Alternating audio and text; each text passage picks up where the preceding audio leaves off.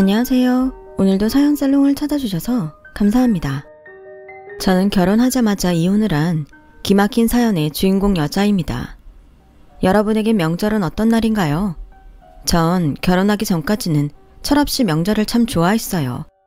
가족들과 오랜만에 만나 맛있는 것도 먹고 서로의 안부를 물으며 즐거웠던 기억밖에 없었거든요. 하지만 막상 결혼을 하니 명절은 그렇게 마냥 좋은 날은 아니라는 것을 깨닫게 됐는데, 저는 결혼하고 처음 맞이한 명절에 이혼을 결심한 며느리입니다. 단순히 명절이 힘들어서 그런 결정을 한 건 아니었는데요. 제가 왜 참지 못하고 이혼이라는 극단적인 선택을 하게 되었는지 그 일을 이야기해봅니다. 저는 태어나서 얼마 지나지 않아 부모님을 사고로 잃었어요. 저를 키워준 할아버지의 말에 의하면 두 분이 함께 꽤 큰 사업을 하고 계셨다는데, 그러다 좋지 못한 일에 휘말려 그걸 수습하는 과정에서 사고를 겪게 됐다고만 들은 게 제가 아는 전부였어요. 분명 당신에게 엄청나게 큰 사건이었을 텐데 할아버지는 홀로 저를 도맡게 되셨음에도 불만은커녕 저를 사랑과 정성으로 키워주셨어요. 그리고 제가 힘들어할 것을 우려해 부모님 이야기는 웬만해서는 하지 않으셨죠. 지금 생각하면 정작 할아버지는 홀로 그 상처를 견디셔야 했던 것 같아 죄송한 마음이 들어요. 하지만 저는 할아버지 덕분에 구김살 하나 없이 나름 행복하게 성장할 수 있었고, 시골에서 과수원 농사를 짓던 할아버지는 연세가 들어도 저 하나는 잘 키우겠다는 마음으로 일을 손에서 놓으신 적이 없었죠. 그리고 행여 제가 부모가 없어서 남들에게 무시라도 당할까봐 할아버지는 언제나 이런 말씀을 저에게 하셨는데요. 미정아, 너는 너희 부모가 간절히 바래서 태어난 소중한 생명이야. 비록 지금은 할애비랑 둘이 살고 있지만 부모가 없는 것은 너의 잘못이 아니니까 절대로 기죽을 필요 없단다. 만약 누구든 그런 걸로 너한테 못되게 구는 사람이 있다면 절대 참지 말고 당당하게 싸워. 우리 소녀 뒤엔 언제나 이 든든한 할애비가 있으니까. 알겠지? 이렇게 똘망똘망하고 이쁜 걸 그것들은 뭐가 그렇게 급하다고 그러고 갔나 모르겠다. 미정아, 이리 와. 할애비가 꼭 안아줄게. 싫어. 똑각 안아서 숨 막히게 하려고. 살살 할게. 할애비가 미정이 네가 너무 예뻐서 그래. 할애비가 평생 사랑하고 지켜줄 거야. 나도 할아버지 사랑해. 나도 할아버지 평생 지켜줄 거야. 약속해. 저는 어릴 때 지키는 게 뭔지도 모르면서 할아버지에게 그런 약속을 했어요. 그러면 할아버지는 세상을 다 가진 것처럼 활짝 웃으셨는데 그 얼굴을 보는 게 참 좋았어요. 하지만 청소년이 되고 사춘기가 되면서 아무리 할아버지의 사랑이 넘쳐도 부모님의 빈자리는 클 수밖에 없었죠. 제가 어긋나려고 하면 할아버지는 그럴 땐 절대로 오냐오냐 하지 않고 저를 따끔하게 혼을 내셨어요. 그래서 할아버지 손에 컸어도 어디 하나 빠지지 않게 컸던 저는 나름 서울에 있는 이름 있는 대학에 붙어 홀로 서기를 했고, 대학 다니는 동안 할아버지가 고생하며 번 돈으로 생활하는 것을 알았기에 일찌감치 공시 준비를 하며 저의 미래를 준비해 갔어요. 그렇게 저는 대학을 졸업했고 같은 해에 7급 공무원 시험을 무난히 패스하며 사회인으로서 첫 발을 내디뎠는데요. 그때 사람들이 그런 저와 할아버지를 얼마나 부러워했는지 몰라요. 그렇게 남들보다 조금 일찍 자리를 잡아갔던 저는 제 이상형인 아빠같이 든든한 남자를 소개받아 장작 6년이라는 긴 연애를 하게 되었죠. 저에겐 꿈이 하나 있었어요. 시집을 가면 시부모님을 저희 부모님처럼 모시고 살고 싶었는데 아무래도 부모님 없이 살았던 저의 마음을 그렇게라도 채우고 싶었던 마음이 컸던 것 같아요. 그래서인지 이런 저의 마음을 안 남자친구는 저의 그런 면을 참 고마워하고 좋아해 줬는데요. 직장 동료며 친구들은 저에게 큰일 날 소리 한다며 저를 말리곤 했네요. 미정씨가 아직 시집을 안 가서 뭘 몰라서 그래. 무조건 시자 붙은 사람들하고는 가까이 지내지 않는 게 상책이야. 아무리 좋은 마음으로 잘해봐. 호의가 호구되는 거 순간이다. 그래, 시댁하고는 최대한 멀리 사는 게 좋아. 행여 모신다고 하지 말고. 어차피 자기 만난다는 그 남자 삼형제 중에 막내라며. 그럼 형님들이 알아서 하게 그냥 눈 딱 감고 있어. 저는 저런 말을 조언이라고 하는 사람들을 그때까지는 이해하지 못했어요. 그리고 한편으로는 얼마나 시댁 식구들과 사이가 좋지 않으면 저런 말을 할까 싶은 생각도 들었는데 무슨 자신감인지 모르겠지만 저는 이상한 자신감이 있었어요. 어떤 시댁을 만나느냐도 물론 중요하겠지만 제가 좋은 마음으로 성심성의껏 하는데 우는 얼굴에 침 못 뱉는다고 제가 하기 나름이라고 생각했었죠. 그렇게 저는 6년 만난 남자와 드디어 결혼을 약속했어요. 프로포즈를 받던 그날 얼마나 기뻤는지 평소 눈물도 잘 흘리지 않는데 눈물까지 흘렸던 저는 하루라도 빨리 결혼하고 싶은 마음이었어요. 그렇게 기쁜 것도 잠시 저에겐 넘어야 할 산이 있었죠. 아무래도 예비시댁에서 제가 부모님이 없다는 걸 싫어할까 걱정이 들더라고요. 하지만 그런 저의 마음을 알았는지 예비신랑은 그런 저에게 걱정하지 말라며 안도의 말을 건네곤 했어요. 에이, 걱정하지 마. 우리 부모님 그렇게 속 좁은 사람들 아니야. 벌써 위로 형들이 다 결혼했고 나 하나 남았는데 누구든 땡큐 베리베리 감사라고 했어. 정말? 근데 세훈 씨네 부모님도 아시는 거지? 우리 부모님 두 분 다 안 계신 거. 그럼 다 아시지? 우리가 만난 게 벌써 몇 년인데 그런 게 싫었으면 벌써 말 나오지 않았겠어? 나 여지껏 자기 만나면서 우리 부모님이 뭐라고 하지 않았다니까?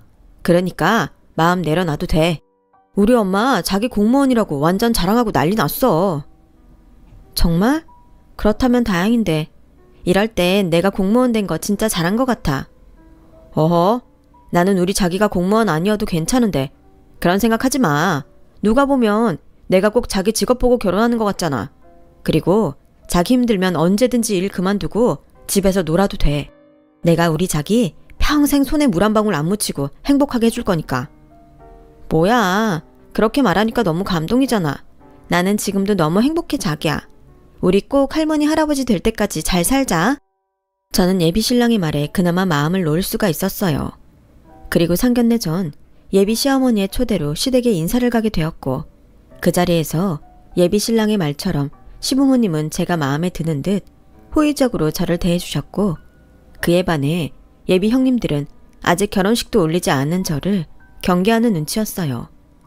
그렇게 상견례 날짜가 잡히고 시골에서 나름 신경을 많이 쓴 할아버지가 서울로 올라오셨는데요.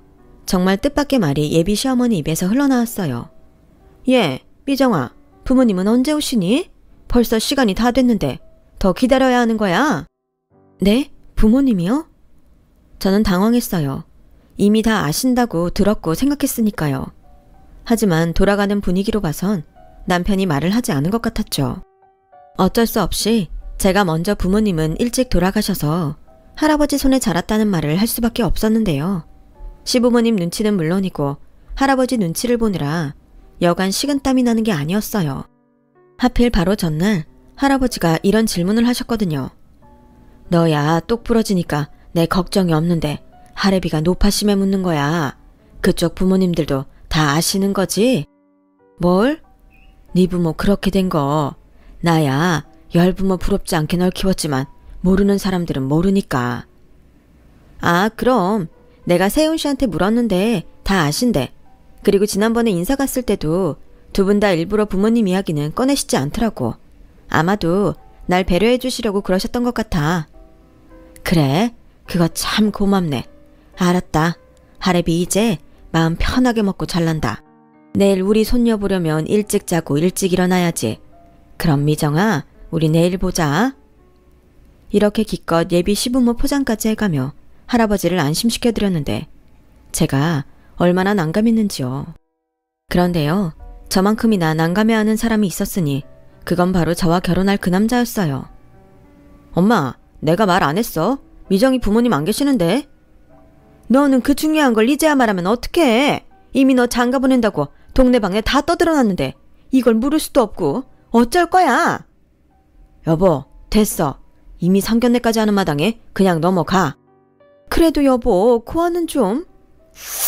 큰 소리 내지 말라고. 어차피 우리도 나이 먹으면 죽어. 며느리 잘 컸고 직업도 번듯한데 그냥 군소리 하지 마. 아, 알겠어요. 어쩐지 너무 다 잘 맞는다 했어. 어쩌면요, 저는 그때 눈치를 채고 자리를 박차고 나왔어야 했어요. 하지만 그놈의 사랑이 뭔지 아직 제 앞에 닥칠 미래를 알지 못한 저는 자기 부모님 뒤에서 저 보라고 두 손을 싹싹 빌며 미안해하는 예비 신랑을 보고 마음이 약해졌고, 이렇게 된 거 할아버지 손에 잘 컸다는 걸 시부모님에게 똑똑히 보여드리겠다는 이상한 승부욕에 결혼식을 그대로 진행하기로 했는데, 그래도 할아버지는 영 불안하셨는지 기차역에서 걱정하는 말씀을 하셨어요. 미정아, 너 괜찮은 거 맞아? 사돈들이 별말을 하지 않아서 결혼식 날짜는 잡았다만 아니다 싶으면 하지 말자. 아니야. 미리 확실하게 말씀을 드렸어야 했는데 순서가 잘못됐지 뭐. 할아버지 미안해. 괜히 할아버지까지 불편하게 해서. 아니야. 나는 너만 괜찮으면 어디서든 다 괜찮아. 다만 할애비는 네가 걱정이다. 괜히 부모 없다고 책 잡히고 그럴까 싶어서. 에이, 할아버지도 내가 누구야? 할아버지 손녀인데 그걸 내가 참고 가만히 있을 것 같아? 할아버지가 그랬잖아. 절대 그런 걸로 기죽지 말라고. 할아버지가 나 잘 키워준 거 그만큼 꼭 잘 살 거야. 그러니까 아프지 말고 오래오래 사세요. 증손자 봐야지. 그래, 우리 예쁜 소녀가 낳은 증손자 하루라도 빨리 보고 싶다. 결혼식 하기 전에 박서방이랑 한번 날 잡아서 내려와. 내 씨암탉 잡아줄 테니까. 알겠어요, 할아버지. 기차 시간 다 됐다. 과수원 일 너무 무리하지 말고. 아셨죠? 오냐. 그날 할아버지의 배웅을 하고 돌아온 저는 한 박자 늦었지만 예비 신랑에게 서운한 마음이 들었고, 이제는 돌다리도 두드려보고 건너겠다는 심정으로 예비 신랑에게 전화를 걸었는데요. 자기야, 할아버님 배웅 잘했어. 나도 같이 갔어야 했는데 갑자기 회사에 일이 생겨서 미안해. 아니야, 그건 괜찮은데 아까 자기 부모님 앞에서 나 많이 당황했다. 부모님한테 말씀드렸다며. 그게 내가 자기 부모님 안 계시다는 말은 빼먹고 할아버님이 키웠다는 말만 했더라고. 난 진짜 내가 말한 줄 알았어. 미안해. 근데 생각해보니까 오히려 잘 된 것 같아. 그 일로 문제 삼을 일 없으니까. 우리 아버지는 큰 소리 나는 거 싫어하는 사람이고, 우리 엄마는 이미 나 장가 간다고 다 떠들어서 모르지도 못해. 그러니 오히려 잘 된 거야. 뭐라고? 자기 말이 좀 그렇다? 에이, 자기야. 우리 이런 걸로 싸우지 말자. 이거저거 다 따지면 우린 언제 결혼하냐? 어차피 결혼하면 자기랑 나 둘만 살 건데 그냥 좋게 좋게 넘어가 주라. 우리 결혼 준비 때문에 할 것도 많잖아. 응?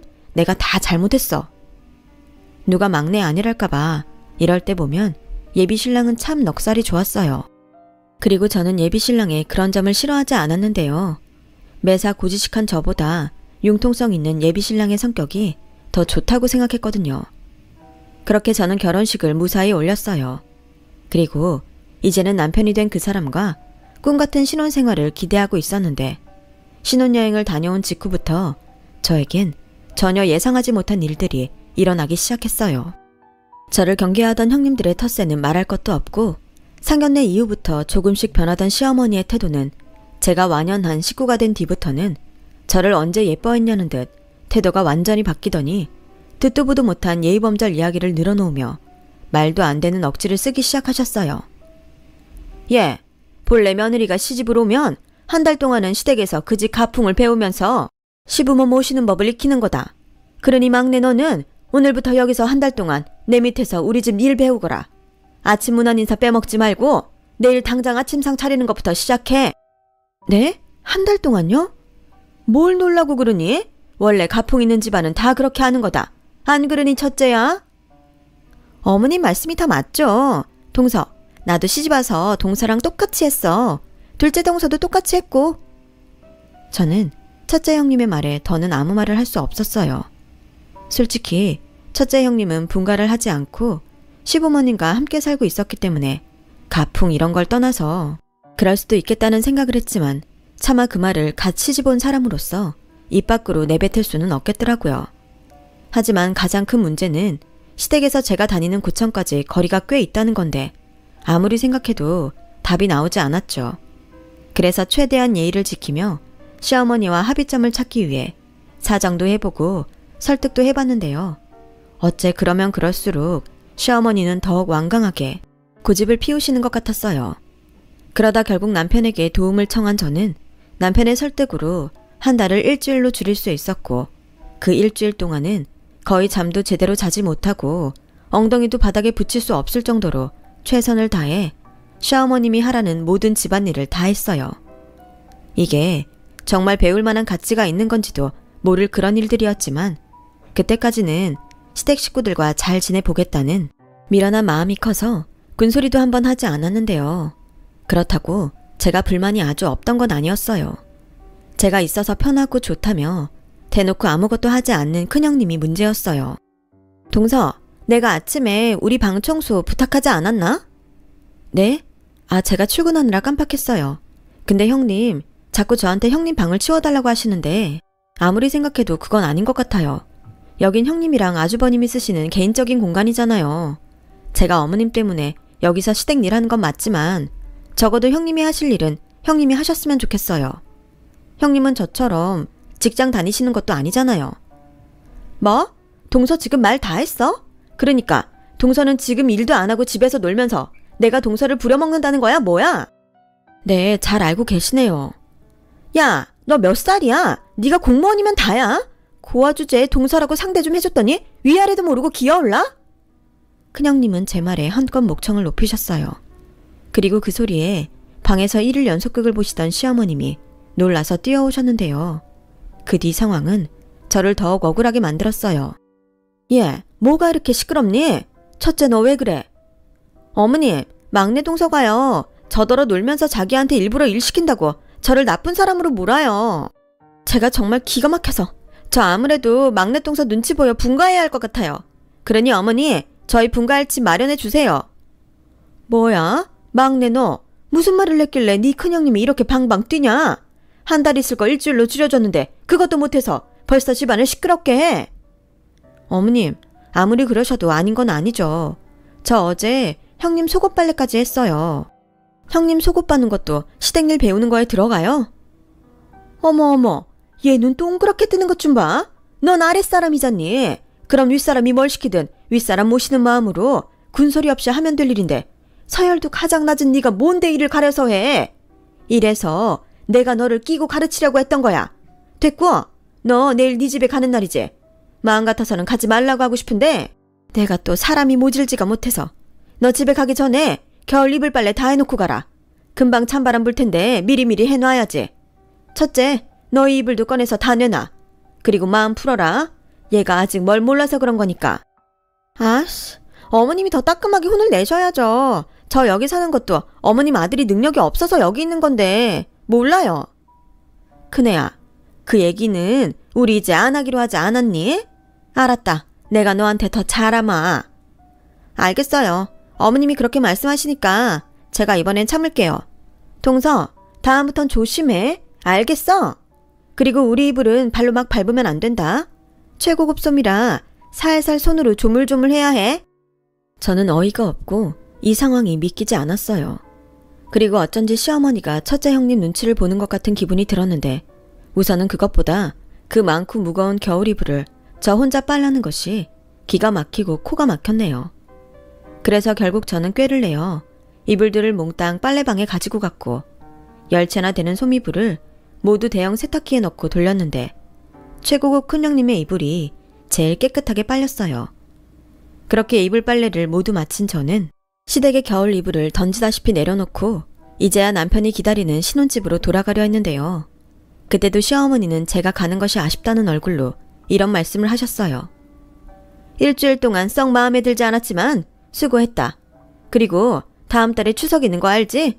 이번 명절엔 네 형님들이 모두 바빠서 같이 명절을 보낼 수 없다고 하니 아무래도 이번 명절 음식은 막내 네가 혼자 도맡아서 해야 할 것 같다.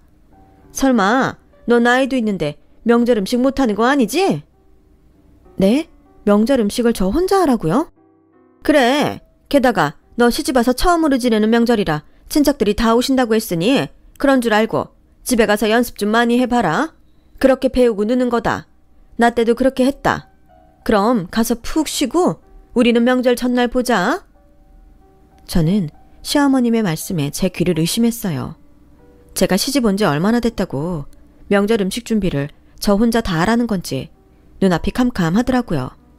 그래서 집에 돌아왔다는 기쁨보다 명절 걱정을 하게 된 저는 일주일 만에 보는 남편을 붙잡고 하소연을 늘어놓기 시작했는데요.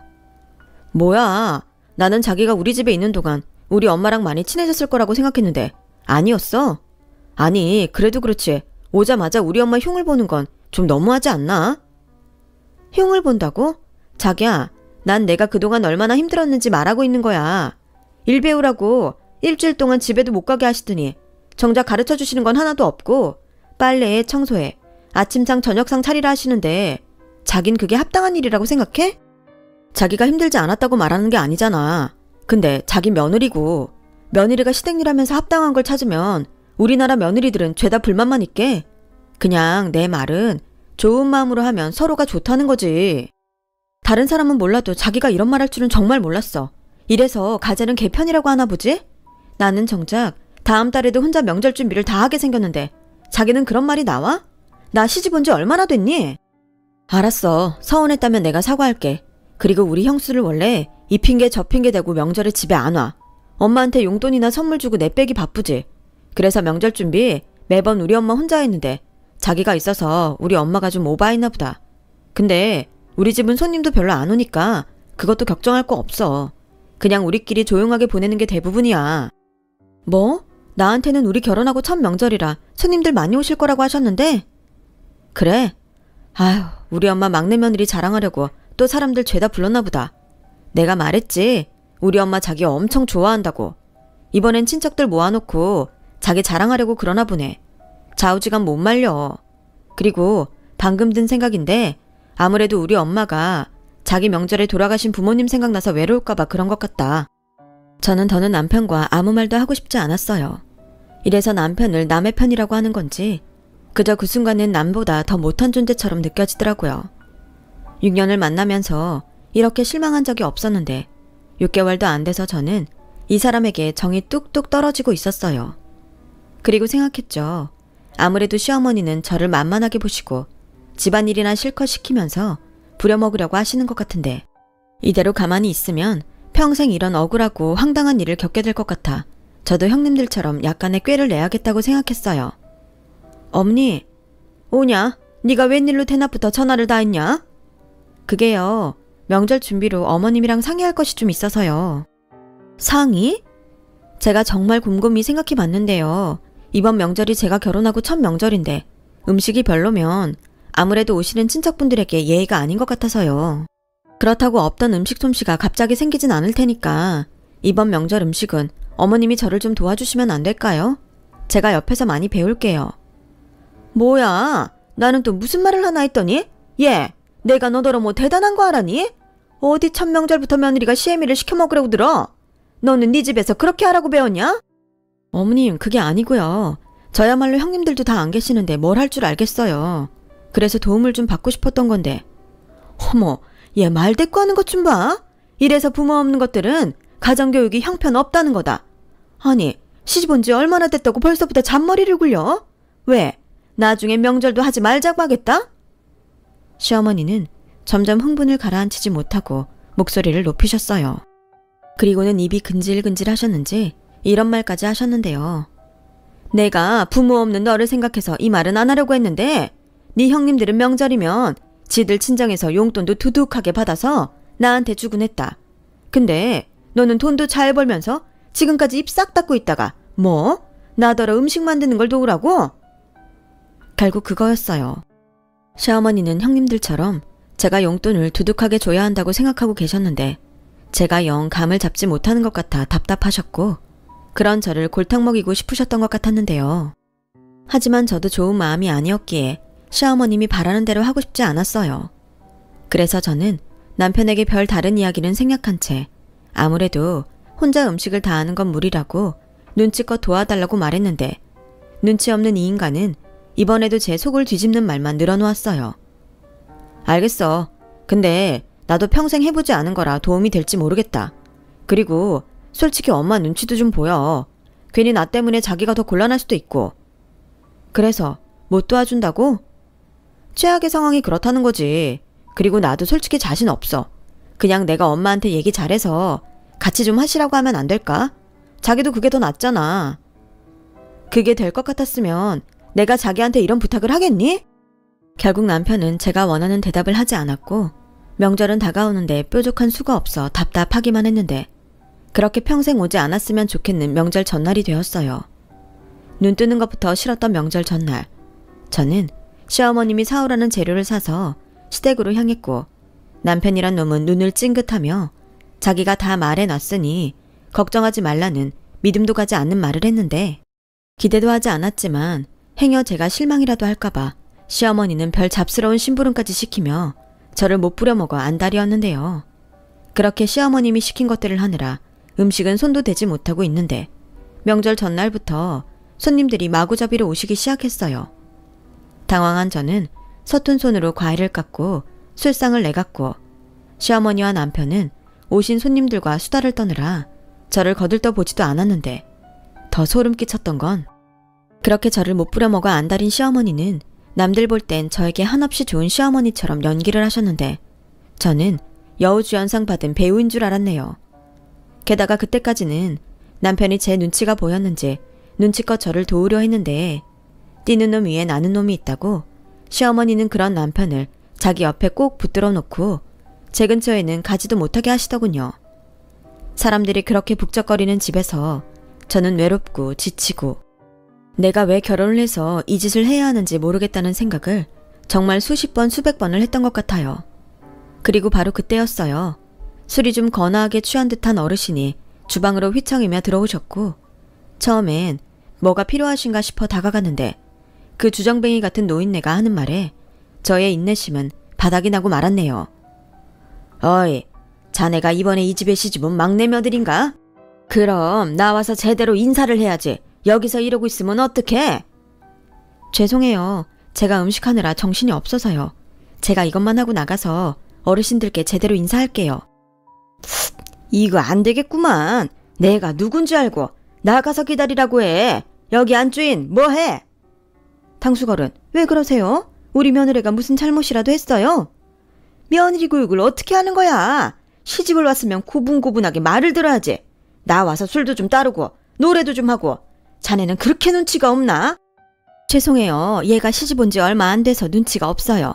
얘, 너 가서 당수걸은 옆에서 술 좀 따라드리고 장단도 좀 맞춰드려라. 네? 제가요? 그럼 여기 시집 온 며느리가 너 말고 또 있니? 어머님, 이건 아니죠. 제가 무슨 술집 여자예요? 그리고 당수걸은 술을 드셨으면 곱게 드셔야지. 저더러 술 따르고 노래하라는 게 지금 제정신이세요? 그런 건 당수걸은 며느리한테 시키세요. 아, 어머님이 하시면 되겠네요. 뭐야? 야, 너 말 다 했어? 네, 다 했어요. 그러니 저 그만 집에 갈게요. 명절은 식구들끼리 정답게 보내세요. 저는 그렇게 앞치마를 풀어서 집어 던지고 그 집구석을 나왔어요. 주방에서 내내 기름 냄새만 맡았는데 밖에 나오니 그렇게 공기가 좋을 수가 없더라고요. 그 뒤 집에 온 저의 핸드폰엔 남편과 시어머니에게 전화로 불이 났고 저는 자꾸만 울리는 벨소리가 시끄러워 핸드폰 전원을 꺼버렸는데요. 그렇게 2시간 정도 조용했을까요? 술에 취해 제대로 걷지도 못하는 시어머니가 남편을 앞장 세워 신혼집에 쳐들어왔어요. 너 전화기 꺼놓으면 내가 포기할 줄 알았지? 오늘 너 죽고 나 죽자. 내가 오늘 너 때문에 친척들 앞에서 얼마나 개망신을 당했는지 알아? 벌써부터 며느리한테 잡혀 사는 거 아니냐고? 말 같지 않은 말까지 들었다. 불쌍한 고아년 적선하는 셈치고 며느리로 받아줬더니 어디서 가정교육도 제대로 못 배운 고아티를 내고 있어. 넌 니네 할아버지가 시집가서 그러라고 가르쳤냐? 말씀 다 하셨어요. 고아년 적선하는 셈이라고요. 제가 볼 땐 비상식적이고 막대먹은 사람은 제가 아니라 어머님이신 것 같은데요. 그리고요, 저희 할아버지에 대해서 함부로 말씀하지 마세요. 저 부모님 없이 할아버지 손에 컸어도 못 배운 거 없이 잘 컸고요. 오히려 이런 부당한 일에 기죽지 말라고 가르치셨어요. 그러는 어머님은 이 사람한테 뭘 그렇게 잘 가르치셨나요? 감싸줄 부모 없으면 함부로 해도 된다고 가르치셨어요? 너 그 입 안 닥쳐? 저게 뚫린 입이라고 함부로 짓거리네. 너 오늘 아주 잘 걸렸다. 여기서 너 죽고 나 죽자. 싫어요. 죽으려면 혼자 죽으세요. 저는 어머님 손에 죽을 이유 없네요. 뭐야 이 망할 것. 세윤이 너 들었지? 당장 이 고아년이랑 이혼해. 네가 뭐가 아쉬워서 이딴 년하고 살부비고 살아? 엄마 진정해. 자기야 자기도 좀 적당히 해라. 그냥 좋게 넘어가면 될 일을 뭐하러 크게 만드냐? 빨리 우리 엄마한테 잘못했다고 빌어. 이러다 정말 나랑 이혼할 거야? 이혼? 못할 것도 없지. 내가 뭘 잘못했는데 빌어? 자기야말로 생각이 제대로 바뀐 사람이 맞아? 아, 어머님이 말씀하시는 자식 교육이 이런 거였군요. 말도 안 되는 억제에도 잘못했다고 비는 거. 그런데요, 정말 이상하지 않아요? 왜 어머님은 저랑 같은 며느리인 형님들 앞에서는 찍소리도 못하세요? 듣자 하니 형님들은 뭐든 돈으로 때운다고 하던데 어머님 교육은 돈이면 나이랑 상관없이 굽실거리는 건가 보죠? 정말 본 적 없는 무식하고 상스러운 집안이네요. 저도 이런 집구석 트럭으로 갖다 줘도 싫어요. 네, 원하시는 대로 이혼하겠습니다. 애당초 이런 집구석인 줄 알았으면 결혼도 하지 않았을 거예요. 뭐? 집구석? 저거 말하는 싸가지 보게? 그러니 네가 고아티가 난다는 거야. 저런 걸 집안에 들였으니 오늘 같은 일이 생긴 거라고? 그래요? 그렇게 생각하시면 좀 나으세요? 네, 저 부모님 안 계세요. 그러는 어머님은 뭐 그렇게 대단하게 볼 거 있으세요? 아들 셋 다 그저 그런 작은 회사에 취직해 벌어먹고 있고 돈 많은 며느리 앞에서 비굴하게 찍소리 못하고 눈치나 보시면서. 그런데요, 저는 부모님이 안 계신 것 빼고는 빠지는 거 없어요. 그때였어요.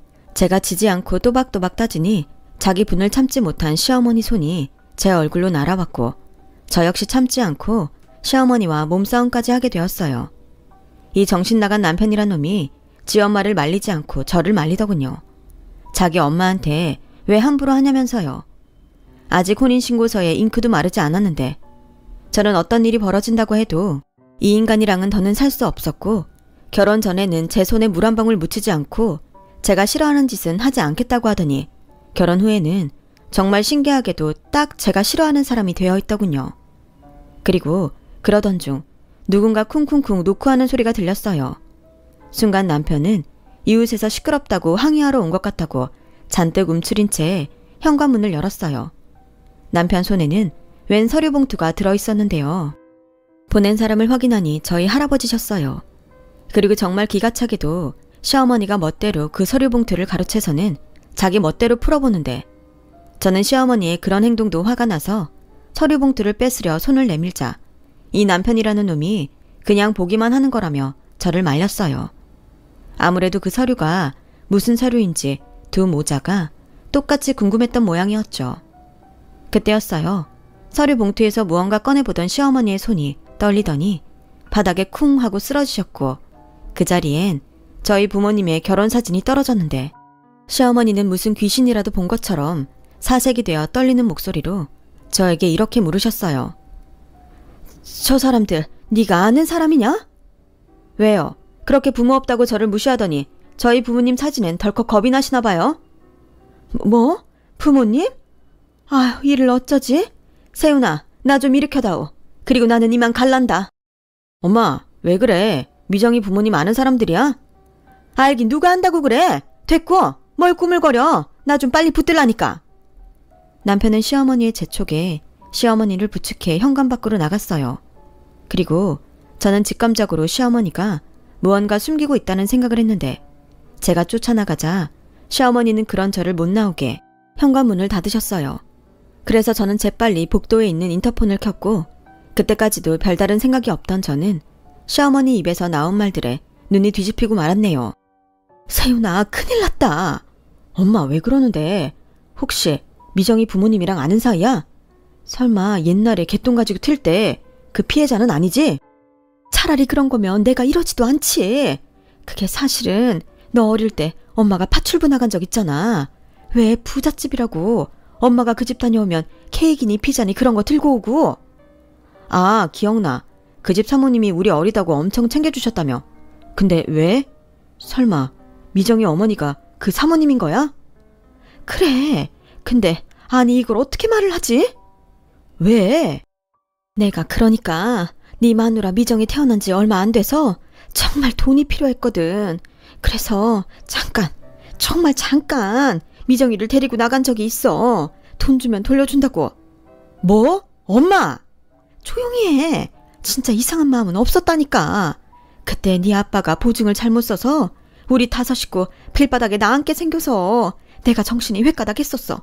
근데 그 돈 가지고 오는 길에 그 사장부부가 사고가 나는 바람에. 내가 그때 사고 났다는 소식을 듣고 가슴이 얼마나 뛰었는지 그 소식 듣고 얼른 미정이 쟤를 지 집에 데려다 놨다. 제발 그 사장 부부가 죽지만 말라고 그렇게 빌었는데.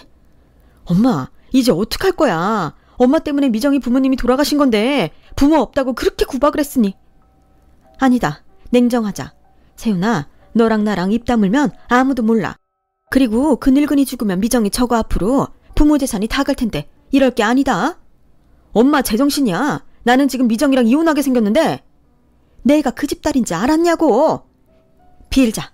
너랑 나랑 빌면 되지. 엄마가 손이 발이 되게 빌게. 네가 돈방석에 앉게 생겼는데 엄마가 뭘 못하겠냐. 들어가자. 저는 순간 제 입을 틀어막고 말았어요. 저희 부모님이 돌아가시게 했던 사고가 그렇게 난 거라고는 상상조차 할 수 없었으니까요.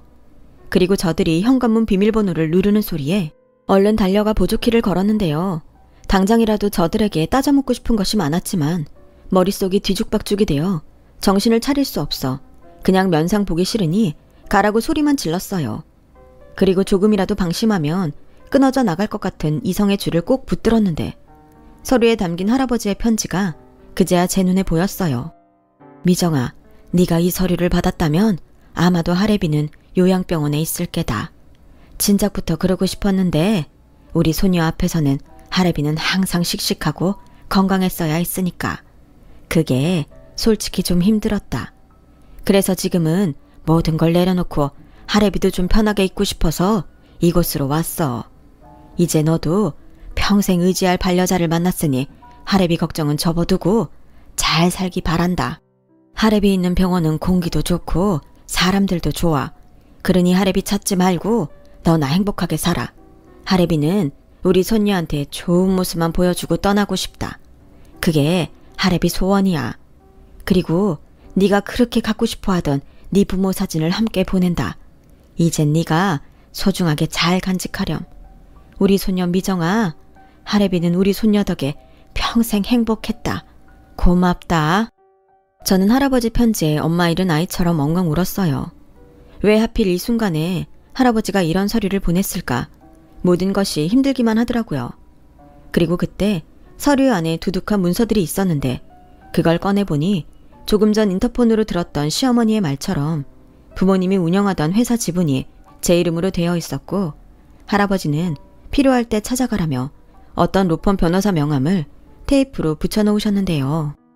순간 이것을 시어머니나 남편에겐 절대 보여줘서는 안 된다는 생각이 들어 얼른 서류들을 제 서류 가방에 숨겼는데 그때까지도 현관문 밖에서 문을 열어달라고 애원하던 그들은 창피한 것도 잊었는지 아파트 복도에서 자기들이 술 기운에 잘못을 했다고 손이 발이 되도록 빌기 시작했어요.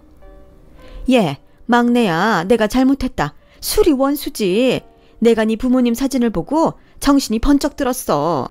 아유, 어린 딸을 두고 그렇게 떠났으니 그 마음이 오죽하겠냐?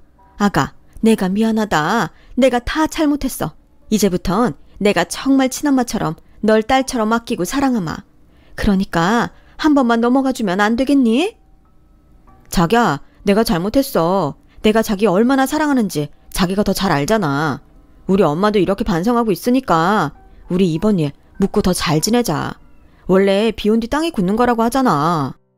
어쩌면 사람들이 단 몇 분 만에 저렇게 바뀔 수 있을까요? 하지만 제가 그 속을 모르는 것도 아니고 저는 다 필요 없으니 꺼지라고 말하고 현관문을 3개 닫아버렸어요. 그리고 명절 연휴가 끝나기가 무섭게 할아버지가 남겨준 명함의 로펌으로 찾아갔고 부모님이 저에게 남겨주신 유산에 대해 들을 수 있었는데 그 액수를 듣고도 감이 잘 오지 않을 정도로 크더라고요. 누군가는 로또 맞은 거 아니냐고 할 수 있겠지만 그 순간은 정말 얼떨떨했어요. 그리고 할아버지는 왜 이걸 지금까지 숨기고 계셨을까? 궁금하기만 했는데 변호사님이 그러시더군요. 할아버님은 이 돈은 나중에 김미정 씨가 필요할 때 쓰게 하고 싶다고 하셨어요. 그때까지는 당신도 당신 힘으로, 김미정 씨도 김미정 씨 힘으로 살 수 있어야 한다고 하셨는데 정말 심지가 고드신 분이라고 생각했네요. 저는 변호사님 말에 할아버지가 너무 보고 싶었어요. 당신 혼자 얼마나 힘들게 저를 키웠는지 아는데 이런 돈이 있다는 걸 아셨으면서 손 하나 대지 않았다니 저 역시도 존경스럽다는 생각밖에는 들지 않았죠. 그리고 저는 그 변호사님과 본격적으로 그들이 저지른 범죄와 이혼에 대한 상담을 했어요. 결혼한 지 얼마 되진 않았지만 정식으로 혼인신고한 부부였으니 가릴 건 제대로 가리고 제대로 잘 헤어지고 싶었거든요. 그런데요, 애석하게도 30년도 넘은 사건이라 더 확실한 증거가 나오지 않는 한 수사는 이루어지지 않을 거라는 답을 들었는데 그래도 저는 뭐라도 해보고 싶다고 했어요. 시어머니랑 남편에게 제대로 겁이라도 주고 싶었거든요. 그리고 저희 뜻대로 얼마 뒤 시댁엔 시어머니 앞으로 고소장이 날아갔고 시어머니는 그 고소장을 받았는지 벌벌 떨면서 제가 근무하는 구청으로 오셨는데요. 차림새며 몰골이 얼마나 다급했던지 집에 있던 그대로 온 것 같더군요. 예, 막내야, 이게 뭐냐? 네가 날 왜 고소해? 몰라 물어요? 우리 부모님 그렇게 만든 사람이 당신인데 내가 가만히 넘어갈 거라고 생각했나요? 뭐? 네가 그걸 어떻게 알았니?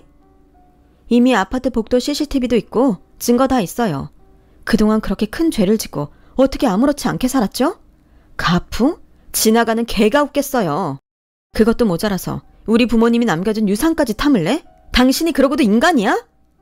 미안하다. 잘못했다. 그때는 내가 하도 없이 살아서 새끼들이랑 당장 죽을 것 같아서 그랬다. 미정아, 한 번만 봐줘. 내가 평생 네 앞에서 죄인처럼 살게. 그래도 우리가 한 가족인데 고소는 너무하잖아. 어찌 보면 하늘에 계신 니네 부모님이 나더러 너한테 평생 죄값 치르고 살라고 너희 둘을 맺어준 거일 수도 있는데 나한테 기회를 한 번만 주렴. 내가 이렇게 무릎 꿇고 빌게. 응? 뭐라고요? 우리 부모님이 당신 죄값 치르라고 일부러 맺어준 거라고요? 이게 지금 말이 된다고 생각하세요? 저는요, 저한테 제대로 복수하라고 일부러 당신들 만나게 해주신 것 같네요. 저더러 부모 없이 살아서 배운 게 없다고요? 누구 때문에 제가 부모를 잃었는데요? 내가 당신 절대 가만두지 않을 거야. 당신 아들하고도 깨끗이 정리할 거니까 그것도 기대해요. 당신이 여태 나한테 함부로 한 것까지 몽딴 당신 아들이 갚도록 할 거니까. 저는 아마도 그때 이성을 잃은 것이 맞았던 것 같아요. 아는 사람도 많은 구청이라는 것도 까맣게 잊고 있었으니까요. 하지만 다시 시간을 되돌린다고 해도 저는 그 여자에게 똑같이 했을 거라 후회는 없어요. 그 뒤 저는 집으로 돌아와 남편의 물건을 모두 빼고 비밀번호를 바꿔버렸어요. 이제 본격적으로 법으로 그들과 싸워야 했기에 더는 불필요하게 엮이고 싶지 않았었죠. 게다가 할아버지에게도 알리고 싶지 않았어요. 제가 홀로 이런 힘든 싸움을 한다는 것을 모르게 하고 싶었거든요. 그 후 저는 홀로 외로운 싸움을 벌이며 그들이 최대한 죗값을 치르게 하려 부단히도 노력했어요. 이미 30년이 지난 사건이라 공소시효가 적용되는 점이 있어 제대로 싸울 수 없다는 안타까운 점도 있었는데 이혼 소송에서는 모든 것이 저의 정신적인 피해로 인정되어 결혼 유지 기간에 비해 최대한의 위자료를 남편에게 받을 수 있게 되었고 남편은 억울하다고 했지만 자기 부모가 지은 죄 아들이 대신 갚는 거니 그제야 저도 답답했던 속이 풀리는 것 같았네요. 돈이 중요했던 건 아니었어요. 이미 부모님이 남겨준 유산으로 저는 차고 넘치게 돈이 생겼으니까요. 하지만 돈이든 뭐든 그들을 피말리게 하고 싶었고 그런 점에서 유감스럽게도 돈만한 것이 없었는데 결국 남편은 전세 보증금도 되찾지 못하는 신세가 됐고 이혼 여파인지 다니던 회사도 잘린 듯 했는데요.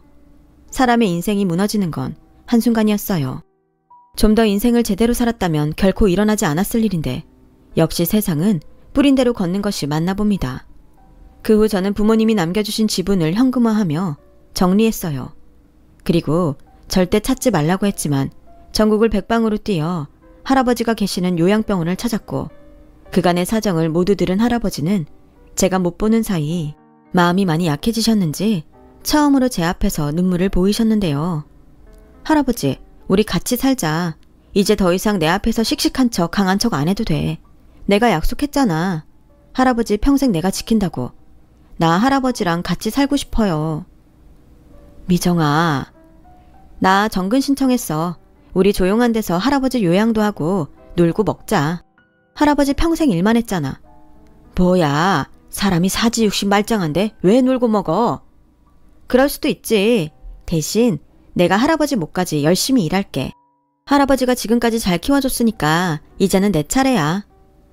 그렇게 저와 할아버지는 참 오랜만에 다시 함께하게 됐어요. 그 덕인지 할아버지는 예전의 모습으로 금방 돌아왔는데 일꾼은 평생 일꾼인지 놀고 먹는 것을 일주일을 채우지 못하시더라고요. 결국 소일거리를 찾아다니시면서 나름 자신에 맞는 요양을 하고 계십니다. 저는 변두리 군청으로 근무지를 옮기게 되었는데 그거 아세요? 도시보다 시골 일이 더 많아요. 덕분에 저는 여기서 일당백하며 하루 24시간을 아주 알뜰하게 쓰고 있답니다. 그리고요, 다신 듣고 싶지 않았던 이전 시댁과 전 남편의 소식은 어쩌다 보니 지인들에게 가끔 듣곤 하는데 전 남편은 지금도 일자리를 찾아 전전하고 있는 것 같고 시부모님은 그때의 사건으로 동네에서 소문이 다 퍼져 야반도주하듯 도둑이사를 갔다고 해요. 그렇게 한 치 앞을 내다보지 못하고 가풍 어쩌고 유난을 떨더니 참 그들과 딱 맞아 떨어지는 최후가 아니었나 싶습니다. 이런 일을 겪으며 사람은 더욱 겸손하게 살아야 한다는 걸 깨달았어요. 왜 털어서 먼지 안 나는 사람이 없다고 하잖아요. 언제나 겸손하고 자기 잘못을 반성할 줄 아는 인생이 참다운 인생 아닌가? 감히 생각해 보았습니다. 할아버지와도 대화 한번 더 주고받는 더 깊은 사이가 되어야겠어요. 원래 좋은 마음은 주고받는 거잖아요. 지금까지 저의 이야기 들어주셔서 대단히 감사해요. 늘 건강하고 행복하시길 진심으로 바라겠습니다. 여러분, 사연 댓글에 응원과 현명한 조언 부탁드려요. 좋아요와 구독은 저에게 큰 힘이 됩니다. 오늘도 좋은 일 가득하세요.